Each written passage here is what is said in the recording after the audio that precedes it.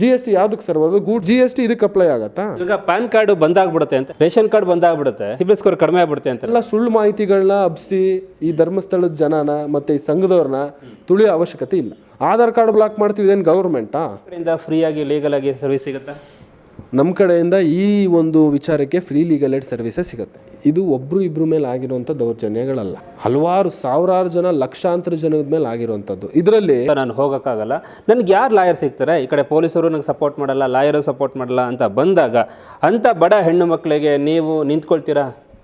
100%. ನಾನು ಅನ್ನೋದಕ್ಕಿಂತ ನಮ್ಮದೇ ಒಂದು ಲೀಗಲ್ ಅಸೋಸಿಯೇಟ್ಸ್ ಇದೆ. We are a people of 8 legal associates.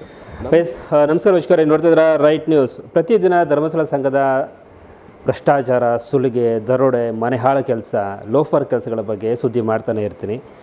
ಇತ್ತೀಚೆಗೆ ಕೆಲವರೆಲ್ಲ ಬೆದರಿಕೆ ಹಾಕೋಕ್ಕೆ ಶುರು ಮಾಡಿಬಿಟ್ಟಿದ್ದಾರೆ. ಬೆದರಿಕೆಗೆ ಬಗ್ಗವರಲ್ಲ ಅಂತ ಗೊತ್ತಿದೆ. ಆ್ಯಕ್ಚುಲಿ ನಾನು ಅವ್ನಿಗೆ ಹುಟ್ಟಿದ್ದೀನಿ ಅಂತ ಕೂಡ ಕೆಲವರು ಮಾತಾಡಿದ್ರು. ನೀವು ಹುಟ್ಟಿದಕ್ಕೋಸ್ಕರನೇ ಈ ಥರ ಇಷ್ಟೊಂದು ಕೆಟ್ಟದಾಗ ಶಬ್ದ ಬಳಸಿದ್ಯಾ ಅಂತ ಕೂಡ ನಾನು ಕೇಳಿದೆ. ಎನಿವೇಸ್ ಇಲ್ಲಿ ಪಾಪ ಏನೇನು ಬಿಸ್ಕೆಟ್ ಹಾಕಿರ್ತಾರೆ, ಯಾರು ಬೂಟನ್ನು ಪಾಲಿಷ್ ಮಾಡಿರ್ತಾರೋ, ಎನಿವೇಸ್ ಇಲ್ಲಿ ಕರ್ನಾಟಕದಲ್ಲಿರುವಂಥ ಅನೇಕ ಬಡ ಹೆಣ್ಣು ಮಕ್ಕಳು ಈಗಲೂ ಕೂಡ ಮಾನಸಿಕವಾಗಿ ಅತ್ಯಾಚಾರಕ್ಕೊಳಗಾಗ್ತಾ ಇದ್ದಾರೆ.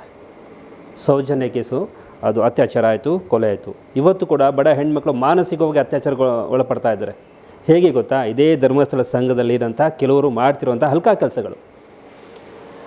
ಧರ್ಮಸ್ಥಳದಲ್ಲಿ ಧರ್ಮದ ಲೆಕ್ಕ ಅಂತ ಹೇಳಿ ಅಧರ್ಮವನ್ನೇ ಕೆಲಸ ಕೊಡ್ತಾ ಇದ್ದಾರೆ. ಇಷ್ಟು ವಾಯ್ಸ್ನ ರೈಸ್ ಮಾಡಿ ಓಪನ್ ಆಗಿ ಹೇಳ್ತಾ ಇದ್ದೀನಿ ಅಂದರೆ ನಾವು ಎಷ್ಟು ಬಡವ್ರ ಪರವಾಗಿ ಇದ್ದೀವಿ ಅಂತ ಕೂಡ ಗೊತ್ತಾಗುತ್ತೆ. ಹಾಗೆ ಈ ಹಳ್ಳಿಗಳ ಕಡೆ ಬಂದಾಗ ಕೆಲವರು SP ಗಳು ಅದೇನು ಹೇಳ್ತಾರೆ, ಸುಲಿಗೆ ಪ್ರತಿನಿಧಿಗಳು, ಸಾವಿನ ಪ್ರತಿನಿಧಿಗಳು, ಇವರೆಲ್ಲ ಒಂದೆರಡು ಮಾತಾಡ್ತಿರ್ತಾರೆ. ನೀವು ಕಟ್ಟಲಿಲ್ಲ ಅಂತಂದರೆ ಆಧಾರ್ ಕಾರ್ಡ್ ಬಂದಾಗ್ಬಿಡುತ್ತೆ, ರೇಷನ್ ಕಾರ್ಡು ಬಂದಾಗ್ಬಿಡುತ್ತೆ, ಮುಂದೆ ನಿಮಗೆ ಜೀವನದಲ್ಲಿ ಎಲ್ಲೂ ಲೋನ್ ಸಿಕ್ಕಲ್ಲ, ಸಾಲ ಸಿಗಲ್ಲ ಅಂತ ಅವನು ಯಾವ ರೀತಿ ಬ್ಲ್ಯಾಕ್ ಮೇಲ್ ಮಾಡಿಟ್ಟಿದ್ದಾರೆ ಅಂತಂದರೆ, ಹಿಂಗೆ ಅವ್ರು ಬಂದ ತಕ್ಷಣ ನೋಡಬೇಕು, ಎದ್ದು ನಿಂತ್ಕೋಬೇಕು, ನಮಸ್ಕಾರ ಹೊಡಬೇಕು, ಅವ್ರು ದುಡ್ಡು ಕಟ್ಟಬೇಕು, ನೀವೇನಾರು ಕೆಲಸ ಮಾಡ್ಕೊಂಬ ಆ ಮಟ್ಟಕ್ಕೆ ಮಾಡಿಟ್ಟಿದ್ದಾರೆ. ನಿಜವೂ ಕೂಡ ಧರ್ಮಸ್ಥಳ ಸಂಘದಲ್ಲಿ ತೊಗೊಂಡಿರೋಂಥ ಸಾಲವನ್ನು ಕಟ್ಟಲಿಲ್ಲ ಅಂದರೆ ಆಧಾರ್ ಕಾರ್ಡ್ ಬಂದಾಗುತ್ತಾ, ರೇಷನ್ ಕಾರ್ಡ್ ಬ್ಯಾನ್ ಆಗುತ್ತಾ? ಸೊ ಅಡ್ವೊಕೇಟ್ ಏನು ಹೇಳ್ತಾರೆ, ಕಾನೂನು ಮುಖಾಂತರ ಹೋಗಲೇಬೇಕಲ್ವಾ? ಅಡ್ವೊಕೇಟ್ ರಿತಿಕ್ ಇದ್ದಾರೆ. ಈ ಧರ್ಮಸ್ಥಳ ಸಂಘದಲ್ಲಿ ಸಾಲ ತೊಗೊಂಡಿದ್ದಾರೆ. ಸೊ ಅವ್ರಿಗೆ ಸಾಲ ಕಟ್ಟಲಿಲ್ಲ ಅಂತಂದರೆ ಕೆಲವರೆಲ್ಲ ಎದುರಿಸ್ತಾ ಇರೋದೇನೆಂದರೆ, ನಿಂದು ರೇಷನ್ ಕಾರ್ಡ್ ಬಂದಾಗ್ಬಿಡುತ್ತೆ, ಸಿಬಿಲ್ ಸ್ಕೋರು ಕಿತ್ತೋಗ್ಬಿಡುತ್ತೆ, ನಿಂಗೆ ಜೀವನದಲ್ಲಿ ಎಲ್ಲೂ ಕೂಡ ಸಾಲ ಸಿಗಲ್ಲ, ನೀನು ಇಲ್ಲಿಗೆ ಬರಬೇಕು ಅಂತ ಹೆದರಿಸಿ ಬ್ಲ್ಯಾಕ್ ಮೇಲ್ ಮಾಡಿದ್ದಾರಂತೆ. ಏನು ಹೇಳ್ತೀರಾ? ಹೌದಾ ಸರ್? ಇಲ್ಲಿ 2 ರೀತಿ ನಾವು ಪರಿಶೀಲನೆ ಮಾಡ್ತೀವಿ.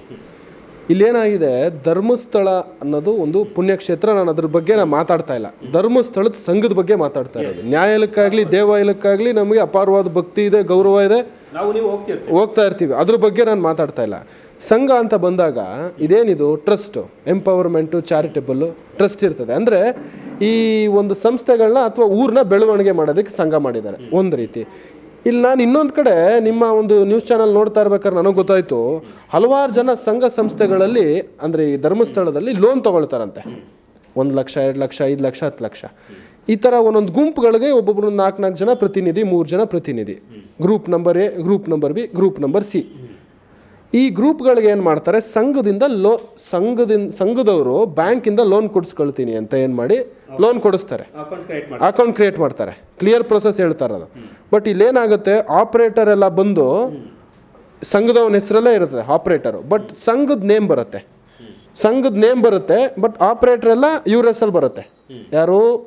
ಸಂಘದವ್ರದ್ದೇ, ಸಂಘದ ಮಾತ್ರ ನೇಮು.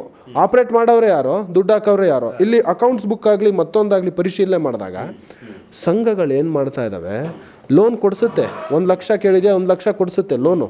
ಆದರೆ ಮರುಪಾವತಿ ಮಾಡಬೇಕಿದ್ರೆ ಸಂಘಕ್ಕೆ ಹೋಗಿ ಕಟ್ತಾರೆ, ಬ್ಯಾಂಕಿಗೆ ಹೋಗಿ ಕಟ್ಟಲ್ಲ. ಬ್ಯಾಂಕ್ಗೆ ಹೋಗಿ ಸ್ಟೇಟ್ಮೆಂಟ್ ಕೇಳಿದ್ರೆ ಯಾವ ಸ್ಟೇಟ್ಮೆಂಟ್ ಕೊಡ್ತಾರೆ ಅಂತಂದರೆ, ಈ ಇವ್ರದ್ದು ಸಂಘದ ಹೆಸರಲ್ಲಿ ಆಗಿರುತ್ತಲ್ಲ ಆ ಸ್ಟೇಟ್ಮೆಂಟ್ ಬರುತ್ತಲ್ಲ, ಆ ಸ್ಟೇಟ್ಮೆಂಟ್ಗೂ ಮತ್ತೆ ಈ ಸಂಘದ ಬುಕ್ಕು, ಸಂಘಗಳಲ್ಲಿ ಬುಕ್ಕು ಚೀಟಿ ಎಲ್ಲ ಮಾಡಿಕೊಡ್ತಾರೆ, ಇಷ್ಟು ಕಟ್ಟಿರೋದಕ್ಕೆ ಅಂತ. ಈಗ 10 ಜನ ಇರ್ತೀವಿ ಅಂತಂದರೆ ಒಂದು ಸಂಘದಲ್ಲಿ 10 ಜನದ್ದು ಸೇರಿಸಿ ಇವರು ಕಟ್ತಾ ಇದ್ದಾರೆ ಅಂತ ಶೋ ಮಾಡೋದಕ್ಕೆ ಇವ್ರು ಸ್ಟೇಟ್ಮೆಂಟ್ ಕೊಡ್ತಾರೆ. ಬಟ್ ಇಲ್ಲಿ ಬ್ಯಾಂಕಲ್ಲಿ ಮತ್ತು ಬುಕ್ಗೆ ಟ್ಯಾಲಿ ಮಾಡಿದಾಗ ಒಂದಕ್ಕೊಂದು ತಾಳೆ ಇರೋದಿಲ್ಲ. ಎರಡನೇದು ಸಿಬಿಲ್ ಸ್ಕೋರು ಮತ್ತು ಪ್ಯಾನು. ಇದನ್ನು ಬ್ರೀಫಾಗಿ ಹೇಳ್ತೀನಿ. ಏನಂದರೆ ಪ್ಯಾನ್ ಕಾರ್ಡು ಮತ್ತು ಏನಕ್ಕೆ ಲಿಂಕ್ ಮಾಡ್ತಾರೆ, ಪ್ಯಾನ್ ಕಾರ್ಡ್ ಅನ್ನೋದನ್ನು ಪರ್ಸನಲ್ ಅಕೌಂಟ್ ಡೀಟೇಲ್ಸ್ ಏನಕ್ಕೆ ಮಾಡ್ತಾರೆ, ಪ್ಯಾನ್ ಮಾಡೋದನ್ನೇ ನೀವು ಒಂದು ಲೋನ್ ತೊಗೊಂಡ್ಬಿಡ್ತೀರಾ, ಕಟ್ಟೋಕ್ಕಾಗಲಿಲ್ಲ, ನಿಮ್ಮ ಸಿಬಿಲ್ ಸ್ಕೋರ್ ಇಂಪ್ಯಾಕ್ಟ್ ಆಗುತ್ತೆ. ಇಲ್ಲಿ ನೀವು ಕೊಡ್ತಾ ಇರೋದು ಎಲ್ಲೂ ಸಿಬಿಲ್ ಸ್ಕೋರ್ ಇಂಪ್ಯಾಕ್ಟ್ ಆಗಲ್ಲ. ಯಾಕಂದರೆ ಇದು ಸಂಘಕ್ಕೆ 10 ಜನ 6 ಜನ ಸಂಘ ಮಾಡ್ಕೊಂಡಿರ್ತೀರ. ಟ್ರಸ್ಟ್ SHGs ಅಂತ ಹೇಳ್ದಂಗೆ ಒಂದು ಸಂಘ ಇರುತ್ತೆ. ಆ ಸಂಘದ ಪ್ಯಾನಲ್ ಕೊಡ್ತಾರೆ. ಸಂಘದ ಪ್ಯಾನಲ್ ಕೊಡಬೇಕು, ಲೀಗಲಾಗಿ ಕೊಟ್ಟರೆ. ಇವರು ಸಂಘದ ಪ್ಯಾನಲ್ ಯಾರೂ ಕೊಡ್ತಾ ಇಲ್ಲ. ಸಂಘದ ಪ್ಯಾನೇ ಬಳಸ್ತಾ ಇಲ್ಲ, ಬಟ್ ಆದರೂ ಆಧಾರ್ ಪ್ಯಾನು ಎಲ್ಲ ಇಸ್ಕೊಂಡಿರ್ತಾರೆ ಕಣ್ಣೋರ್ಸೋ ನಾಟಕಗಳ ಥರ. ನೀವು ಕಟ್ಟಿಲ್ಲ ಅಂದರೆ ಸಿಬಿಲ್ ಸ್ಕೋರ್ ಆಗುತ್ತೆ ಅಂತ. ಒಂದು ದಿವಸಕ್ಕಾಗಲಿ ನೀವು ಕಟ್ಟಿರೋದಕ್ಕೆ, ಅಂದರೆ ಯಾರು ಸಂಘ ಸಂಸ್ಥೆಗಳಲ್ಲಿ ಇವರು ಪಾಪ ಬಡವರು ಇರ್ತಾರಲ್ಲ, ಅವ್ರು ಕಟ್ಟಿರೋದಕ್ಕೆ ಒಂದು ಲೋನ್ ಕಟ್ಟಿರೋದಕ್ಕೂ ಒಂದು ಮೊಬೈಲ್ಗೆ ಇದು ಬರಲ್ಲ. ಎಲ್ಲ ಬರೋದೇ SBI ಇದರಿಂದ, ಸಂಘದಿಂದ. SBI ಇಂದ ಬರಲ್ಲ. ಇವ್ರು ಲೋನ್ ಆಗಿರುತ್ತೆ SBI, ಯೂನಿಯನ್ ಬ್ಯಾಂಕೋ, ಕರ್ನಾಟಕ ಬ್ಯಾಂಕೋ, ಅದರಿಂದ ಬರಲ್ಲ. ಇವ್ರಿಗೆಲ್ಲ ಬರೋದು ಸಂಘದಿಂದ. ಅಂದರೆ ಸಂಘದವರು ಇಲ್ಲಿ ಯಾವ ರೀತಿ ಫೈನಾನ್ಸ್ ಮಾಡ್ತಾ ಇದ್ದಾರೆ, ಫೈನಾನ್ಷಿಯಲ್ ಕೆಪಾಸಿಟಿ ಏನು, ಆಮೇಲೆ ಯಾವ ರೂಲ್ಸ್ ಆ್ಯಂಡ್ ರೆಗ್ಯುಲೇಷನ್ಸ್ ಫಾಲೋ ಮಾಡ್ತಿದ್ದಾರೆ. ನಾನು ಅಕೌಂಟ್ ಸ್ಟೇಟ್ಮೆಂಟ್ ವೆರಿಫೈ ಮಾಡಿದಾಗ ಇಲ್ಲಿ ಗೊತ್ತಾಗುತ್ತೆ. ಕಮಿಷನ್ ಬೇಸಿಸ್ ಮೇಲೆ ಈಗ ಒಬ್ಬರಿಗೆ ಲೋನ್ ಅಕೌಂಟ್ ಕ್ರೆಡಿಟ್ ಆದರೆ 3 ಲಕ್ಷದ ಲೋನು ಅಥವಾ 2.5 ಲಕ್ಷದ ಲೋನು, 2 ಲಕ್ಷ ಕ್ರೆಡಿಟ್ ಆದರೆ ಇವ್ರಿಗೊಂದು 3,000 ಅದರಲ್ಲಿ ಕಮಿಷನ್ ಟು ಅದ್ಯಾವುದು ಧರ್ಮಸ್ಥಳ ಫಂಡ್ ಅಂತಾನೆ SKDRD DRPP ಅಂತಾನೆ ಇರುತ್ತೆ ಕಮಿಷನ್ನು. ಯಾವ ಬೇಸಿಸ್ ಮೇಲೆ ತಗೊಳ್ತಾ ಇದ್ದೀರಾ? ಒಂದೊಂದು ಲೋನ್ಗೂ ಕಮಿಷನ್ ಕಟ್ ಆಗ್ತಿದೆ. ಆಮೇಲೆ ಲೈಫ್ ಇನ್ಶೂರೆನ್ಸ್ ಕಟ್ ಮಾಡ್ತಿದ್ದೀರಾ. ಆಮೇಲೆ ಸಬ್ಸಿಡೀಸು ಕೊಡ್ತಾ ಇಲ್ಲ. ಎಲ್ಲದಕ್ಕೂ GST ಇದೆ. GST ಯಾವಾಗ ಬರುತ್ತೆ? GST ಬರುತ್ತಾ ಇದಕ್ಕೆ? GST ಯಾವುದಕ್ಕೆ ಸರ್ ಬರೋದು? ಗೂಡ್ಸ್ ಸೇಲ್ಸ್ ಸರ್ವಿಸಸ್ ಟ್ಯಾಕ್ಸ್ ಬರುತ್ತೆ. GST ಇದಕ್ಕೆ ಅಪ್ಲೈ ಆಗತ್ತಾ? ಸೊ ಇವಾಗ ಪ್ಯಾನ್ ಕಾರ್ಡು ಬಂದಾಗ್ಬಿಡುತ್ತೆ ಅಂತ ಹೇಳ್ತಾರೆ, ರೇಷನ್ ಕಾರ್ಡ್ ಬಂದಾಗ್ಬಿಡುತ್ತೆ, ಸಿಬಿಲ್ ಸ್ಕೋರ್ ಕಡಿಮೆ ಆಗ್ಬಿಡುತ್ತೆ ಅಂತಾರೆ. ಇದಕ್ಕೂ ಅದಕ್ಕೂ ಏನು ಸಂಬಂಧ ಸರ್? ಸಿಬಿಲ್ ಸ್ಕೋರ್ ಅನ್ನೋದು ಟ್ರಾನ್ಸ್ ಯೂನಿಯನ್ ಸಿಬಿಲ್ ಅಂತ, ಸಿಬಿಲ್ನ ಒಂದು ಮಾನಿಟ್ರಿ ಮಾಡೋದಕ್ಕೆ ಅಂತಲೇ ಟ್ರಾನ್ಸ್ ಯೂನಿಯನ್ ಸಿಬಿಲ್ ಅಂತ ಒಂದು ವೆಬ್ಸೈಟ್ ಇದೆ.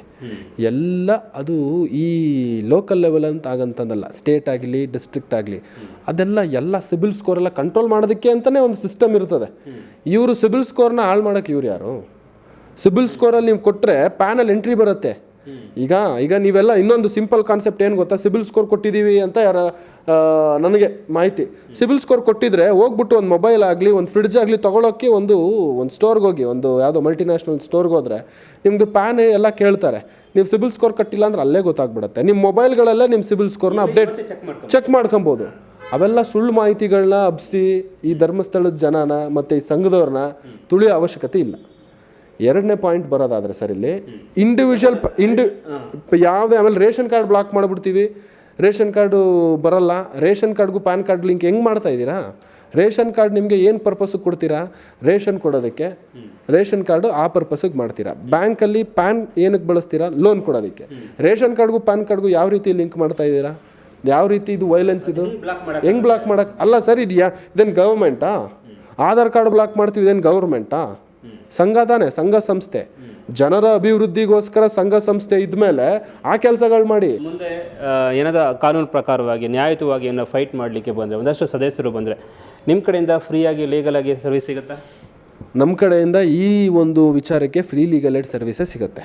ಯಾಕೆ ಅಂತಂದರೆ ಇದು ಒಬ್ಬರು ಇಬ್ಬರ ಮೇಲೆ ಆಗಿರುವಂಥ ದೌರ್ಜನ್ಯಗಳಲ್ಲ, ಹಲವಾರು ಸಾವಿರಾರು ಜನ, ಲಕ್ಷಾಂತರ ಜನದ ಮೇಲೆ ಆಗಿರುವಂಥದ್ದು. ಇದರಲ್ಲಿ ಧೈರ್ಯಪಟ್ಟು ಕೆಲವು ಹೆಂಗಸರುಗಳು ಬರ್ತಿದ್ದಾರೆ ಫೈಟ್ ಮಾಡೋದಕ್ಕೆ. ಹೆಂಗಸರಾಗಿರ್ಬೋದು, ಗಂಡಸರಾಗಿರ್ಬೋದು. ಇನ್ನು ಕೆಲವರು ಈಗ ಒಬ್ಬೊಬ್ಬರು ಮಾಲೀಕರ ಹತ್ರ ಸುಮಾರು ಜನ ವರ್ಕ್ ಮಾಡ್ತಿರ್ತಾರೆ, ಸಂಘದವರಾಗಿರ್ಬೋದು ಮತ್ತು ಇನ್ನೊಂದಾಗಿರ್ಬೋದು. ಅವ್ರು ಕಂಟ್ರೋಲ್ ಮಾಡಿದಾಗ ಅವರ ಒಂದು ದಿನನಿತ್ಯ ಕಾರ್ಯ ಆಗಿರ್ಬೋದು ಅಥವಾ ಒಂದು ಕೆಲಸದ ಮೇಲೆ ಒತ್ತಡ ಬೀಳೋಂಥ ಪರಿಸ್ಥಿತಿಗಳಾದಾಗ ಅವ್ರು ಬರದೇ ಇರೋವಂಥ ಪರಿಸ್ಥಿತಿನೂ ಆಗ್ತದೆ. ಆಮೇಲೆ ಇನ್ನೊಂದು ಕೇಳ್ಪಟ್ಟು ನಮ್ಮ ಮನೆ ಅಗ್ರಿಮೆಂಟು ಕ್ರಯದ ಕರಾರು ಪತ್ರ ಅಂತ ಮಾಡಿಕೊಂಡು ಮಾಡ್ತಿದ್ದಾರೆ, ನೋಟರೈಸ್ಡ್ ಅಗ್ರಿಮೆಂಟ್ ಮೇಲೆ. ಫಸ್ಟ್ ಪಾರ್ಟಿ ಖಾಲಿ ಚೆಕ್ ಇಸ್ಕೊಳ್ಳೋದು, SKDR ಅದು ಫಸ್ಟ್ ಪಾರ್ಟಿ ಅವರು, ಸೆಕೆಂಡ್ ಪಾರ್ಟಿ ಇವರು ಯಾರು ಮಾರ್ಟಿಗೇಜ್ ಮಾಡಿಕೊಡೋರು. ಈ ಥರ ಎಲ್ಲ ಮಾಡಿ ಈ ಒಂದು ಸಂಬಂಧಪಟ್ಟ ವಿಚಾರಕ್ಕೆ ನೀನು ಎಂಟ್ರಿ ಆಗಬೇಡ, ನೀ ಇದು ಮಾಡಬೇಡ. ನನಗೇನೋ ಈ ಥರ ಒಂದು ಆಶ್ಚರ್ಯ ಈ ಒಂದು ವಿಚಾರ ಕೇಳ್ಪಟ್ಟಾಗ. ಫೈನಲ್ ಆಗಿ ಸೊ ಎಷ್ಟೋ ಜನ ದೌರ್ಜನ್ಯಕ್ಕೊಳಗಾಗ್ತಿದ್ದಾರೆ, ಬಡ ಹೆಣ್ಮಕ್ಳ ದೌರ್ಜನ್ಯಕ್ಕೊಳಗಾಗ್ತಿದ್ದಾರೆ. ಅವ್ರು ಹೇಳ್ತಾರೆ ಕೋರ್ಟು ಕೇಸು ಕಾನೂನು ಅಂತ ನಾನು ಹೋಗೋಕ್ಕಾಗಲ್ಲ, ನನಗೆ ಯಾರು ಲಾಯರ್ ಸಿಗ್ತಾರೆ? ಈ ಕಡೆ ಪೊಲೀಸರು ನನಗೆ ಸಪೋರ್ಟ್ ಮಾಡಲ್ಲ, ಲಾಯರು ಸಪೋರ್ಟ್ ಮಾಡಲ್ಲ ಅಂತ ಬಂದಾಗ ಅಂಥ ಬಡ ಹೆಣ್ಣು ಮಕ್ಕಳಿಗೆ ನೀವು ನಿಂತ್ಕೊಳ್ತೀರಾ? 100%. ನಾನು ಅನ್ನೋದಕ್ಕಿಂತ ನಮ್ಮದೇ ಒಂದು ಲೀಗಲ್ ಅಸೋಸಿಯೇಟ್ಸ್ ಇದೆ. We are a people of 8 legal associates. ನಮ್ದೇನು ಗೊತ್ತಾ ಸರ್, ಈಗ ಒಂದು ಎಲ್ಲ ರೀತಿಯಾಗಲೂ ಈಗ ತೀರ್ಪು ಕೊಡೋರು ಯಾರು? ಜಡ್ಜು. ನಾವು ನ್ಯಾಯನ ವಾದ ಮಾಡೋದು, ನ್ಯಾಯವಾದಿಗಳು, ನ್ಯಾಯಾಧೀಶರು ನ್ಯಾಯ ತೀರ್ಪು ಕೊಡ್ತಾರೆ. ನಾವೇನಿದೆ ಅದನ್ನು ಕನ್ವೆ ಮಾಡೋದಕ್ಕೆ ನಾವು 100% ಎಫರ್ಟ್ ಹಾಕ್ತೀವಿ. ಮೇಯ್ನಾಗಿ ದಾಖಲೆಗಳನ್ನ ಕೊಟ್ಟು ಅವ್ರಿಗೆ ಆದಷ್ಟು ನ್ಯಾಯ ದೊರಕಿಸೋದಕ್ಕೆ. ಇಲ್ಲಿ ಏನಾಗುತ್ತೆ ಅದೇ ಹೇಳಿದ್ರಲ್ಲ, ಅದು ಸಂಘದ ಪುಡಾರಿಗಳಾಗಿರ್ಬೋದು ಅಥವಾ ಊರಿನ ಮಾಲೀಕರಾಗಿರ್ಬೋದು, ಮತ್ತೊಬ್ಬರಾಗಿರ್ಬೋದು, ಹಿರಿಯರು ಕಿರಿಯರು ಗಣ್ಯ ವ್ಯಕ್ತಿಗಳು ಯಾರೇ ಇದ್ರೂ ಇವ್ರಿಗೆ ದೌರ್ಜನ್ಯ ಮಾಡಿ ಕಟ್ಟಾಕಿ 1-2 ದಿವಸ ಕಟ್ಟಾಕ್ಬೋದು. ಈಗ ಇಡೀ ಊರೇ ಹಿಂಗೆ ಬರ್ದಾಗ್ಬಿಟ್ರೆ ಅವ್ರ ಮುಂದಿನ ಪೀಳಿಗೆ ಗತಿ ಏನು?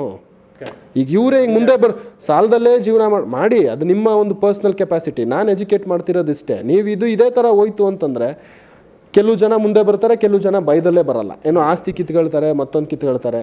ಎಷ್ಟರ ಮಟ್ಟಕ್ಕೆ ಇದಾಗುತ್ತೆ ಅನ್ನೋದು ನಾನು ಲೀಗಲ್ ಫಾರಮಲ್ಲೇ ಪ್ರೂವ್ ಮಾಡಬೇಕು.